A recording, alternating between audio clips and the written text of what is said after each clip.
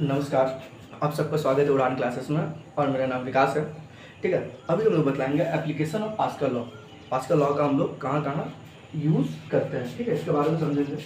ठीक है, pascal law को हम लोग बहुत जगह यूज़ करते हैं। आज का जो डे टू डे लाइफ है यहाँ पे बहुत जगह यूज़ होता है, हम लोग देखते भी हैं। जैसे हाइड्रोलिक प्रेस, इसमें तो देखते नहीं होता, हाइड्रोलिक जो ब्रेक होता है वहाँ पे ये यूज़ होता है।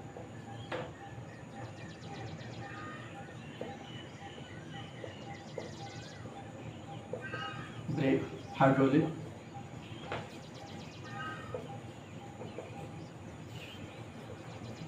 प्रेस, ठीक है, हाइड्रोलिक ब्रेक हो गया, हाइड्रोलिक प्रेस हो गया, हाइड्रोलिक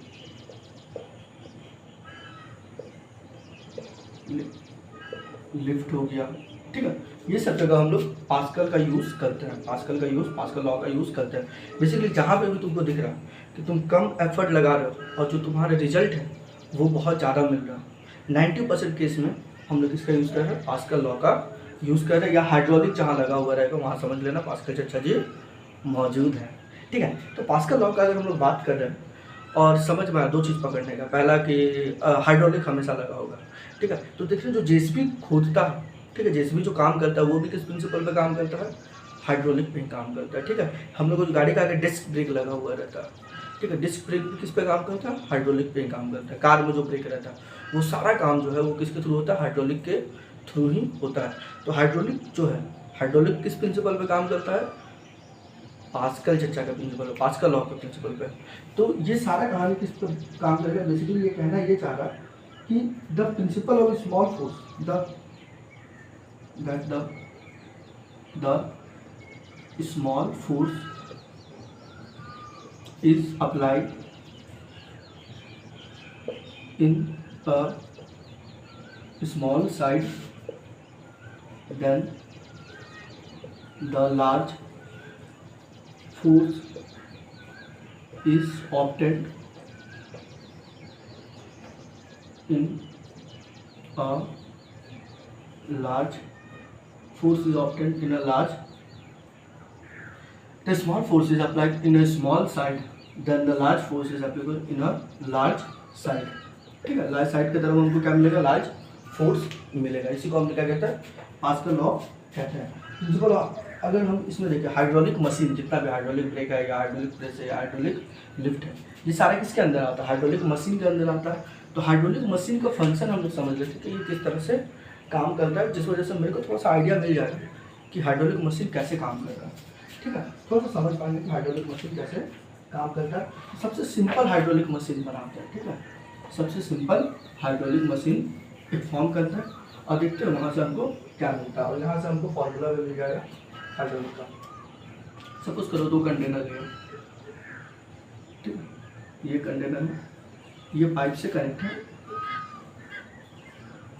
दूसरा कंटेनर के साथ, ठीक है, दूसरा कंटेनर के साथ कनेक्ट है और ये कंटेनर थोड़ा चौड़ा है, ये कंटेनर थोड़ा चौड़ा है। ठीक है, इसका क्रॉस सेक्शन एरिया हो गया A1, ठीक है, A1 हो गया और इसका क्रॉस सेक्शन एरिया क्या हो जाएगा, A2 हो जाएगा, A2 हो जाएगा, कोई दिक्कत नहीं है इसमें। ठीक है, अब इसके अंदर लिक्विड है भरा हुआ, लिक्विड है भरा हुआ। ठीक है, बात समझ में आया, ये पूरा लिक्विड फिलअप है। अच्छा, पास्कल लॉ को ऐसे भी समझ सकते हो, same liquid same pressure, same fluid same pressure.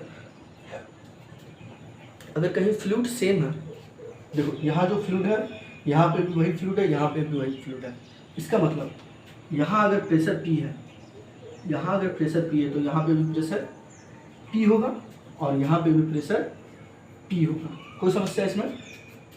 कैसा लिक्विड है, कंसाइड लिक्विड है, फिक्स लिक्विड है। ठीक है, अगर यहाँ प्रेशर P होगा तो यहाँ पे भी प्रेशर P होगा और यहाँ पे भी प्रेशर P होगा। बट देखो एरिया यहाँ क्या है, कम है और यहाँ एरिया ज़्यादा है, तो जाहिर से हम ये लिए हुए पहले से area 2 is greater than of area 1। ठीक है, ये कहानी है। एरिया 2 जो है वो मेरा ज़्यादा है एरिया 1 के कंपेयर में। अब क्योंकि प्रेशर दोनों का सेम है, यहाँ जितना प्रेशर है यहाँ पे भी उतना ही प्रेशर, तो पहले यहाँ पे हम कुछ फोर्स लगाते हैं। ठीक है, कुछ सामान रख देते हैं, मान लो हम यहाँ F1 फोर्स का कोई ऑब्जेक्ट रख दिए। ठीक है, F1 फोर्स का कोई ऑब्जेक्ट रख दिया, जिस वजह से ये क्या करेगा, नीचे प्रेशर लगाएगा। यहाँ प्रेशर कितना लगेगा, एरिया 1 पे कितना प्रेशर लगेगा, F1 बाई A1, ये एरिया 1 पे लगेगा। अब क्योंकि हमको पता है एरिया 1 पे प्रेशर लगेगा डाउनवर्ड, ठीक है, फोर्स हम लगा दिए डाउनवर्ड, तो फोर्स बाय एरिया या थ्रस्ट बाय एरिया मेरा प्रेशर आ गया। तो इधर क्या होगा, ये जो कंटेनर है ये क्या होना चाहेगा, ये क्या होगा, पुश होगा बेसिकली, ये नीचे की तरफ पुश होगा, तो ये इसको क्या करेगा, ऊपर की तरफ पुल करना चाहेगा, ऊपर की तरफ पुल करेगा या करना चाहेगा, लिक्विड प्रेशर ऐसे चाहते होगा, ठीक है। जो हम सेकेंड कंटेनर में जाएंगे तो यहाँ जितना प्रेशर है यहाँ पे भी प्रेशर सेम रहेगा, बट यहाँ एरिया क्या है, बढ़ गया, तो यहाँ पे फोर्स हमको क्या मिलेगा, F2 मिलेगा बाय एरिया A2 मिलेगा। कोई दिक्कत है इसमें, बात समझ में आ रहा है। अब रेशियो निकाल देते हैं, ठीक है। रेशियो निकालेंगे तो हम क्या रखेंगे, सिंपल A2 को यहाँ भेज, A1 को यहाँ भेज दो और F2 को यहाँ भेज दो, तो F1 by F2 is equal to A1 by A2, ठीक है। तो सिंपल दिख रहा है कि A2 अगर कैसे बताया जाए, ठीक है, तो A2 मेरा अगर बड़ा है, A2 बड़ा है, F2 भी क्या होगा, मेरा बड़ा होगा, तो ये जो रिजल्ट आएगा इसमें F2 is greater than F1 होगा।